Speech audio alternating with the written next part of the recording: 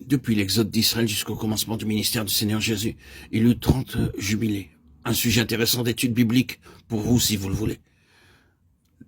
Voici le 30e jubilé qui commence. Donc, quand le Seigneur Jésus fit la déclaration, dans les termes de l'Écriture, proclamer aux captifs la délivrance, aux aveugles le recouvrement de la vue, renvoyer libres les opprimés. Il savait ce qu'il voulait dire. Il annonçait qu'il était venu pour introduire le plus grand de tous les jubilés. La réalisation, l'accomplissement effectif de cela était pour encore un peu plus tard, peut-être 3 ans et demi plus avant. Mais cela pris et fait durant les 40 jours. Et comme en étant les conséquences, cela pris et fait en premier lieu quant à lui-même, par la résurrection. Il entra en possession de sa propre délivrance, de sa complète émancipation. Il fut libéré. Voyez-le maintenant, aucune limitation géographique ne peut le retenir. Il est en dehors de tout cela. Aucune limite de temps ne peut le retenir. Aucun de ces anciens traits de limitation et d'étroitesse ne prévalent à présent. Le temps n'importe pas, ni la distance. Il est hors de ces choses-là. Le jour de sa résurrection, il marche avec 2 disciples jusqu'à Emmaüs, rompit le pain avec eux et disparut. Ils retournèrent en courant à Jérusalem pour raconter la nouvelle, mais il était là avant eux. Ce fut ainsi constamment. C'est un exercice de cataloguer toutes les marques de sa délivrance pendant ces 40 jours. Voyez maintenant ce qu'il fait avec ses disciples, avec la compagnie plus large qui doit être le noyau de son Église. Il apparut à plus de 500 frères à la fois, dit Paul, 1 Corinthiens 15:6. Qu'est-il en train de faire? Établir la preuve quant au fait que maintenant il ne connaît aucune limitation, aucune limite ou lien, il est libre. C'est là un héritage formidable pour l'Église, pour nous. Combien nous en sommes réjouis aujourd'hui de réaliser que la question géographique n'importe pas, que ce soit à 50, à 500 ou à 5000 kilomètres, que le temps n'importe pas. Aucune de ces choses n'a d'importance. Le Seigneur est libre, il est libre. Et c'est là pour l'Église une chose formidable que cela soit établi par plusieurs preuves. Si vous et moi avons été de façon réelle au bénéfice de ces 40 jours, nous devons aussi être des hommes et des femmes libérés et délivrés. Pensez à Thomas. Fut-il un homme plus lié que Thomas? Il était lié par lui-même, et par son propre tempérament.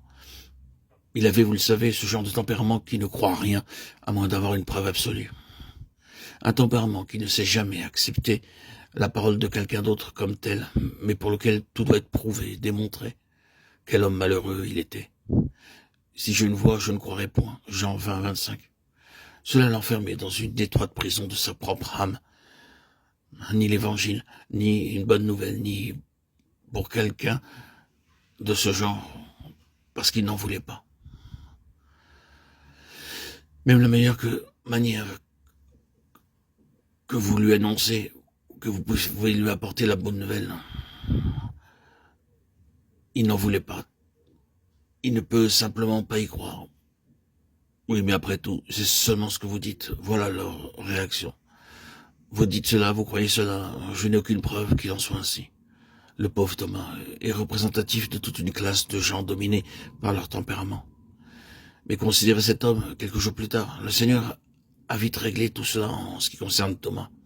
Et si complètement que lorsque 8 jours après, il fut invité par le Seigneur en ces termes, avant ceci ton doigt, pour examiner et constater quant à lui-même l'évidence, il n'est point rapporté qu'il le fit. Il ne put que dire, mon Seigneur et mon Dieu. Il est écrasé, mais il est un homme affranchi. La même chose fut vraie de tous. Chacun d'eux avait besoin de délivrance. Et cette délivrance se produisit pendant les 40 jours.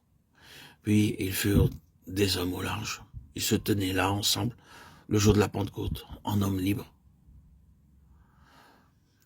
La résurrection du Seigneur Jésus doit avoir cet effet-là, en vous, en moi, et doit nous délivrer de nous-mêmes et de notre propre petit monde. Et grâce à Dieu, elle opère cela.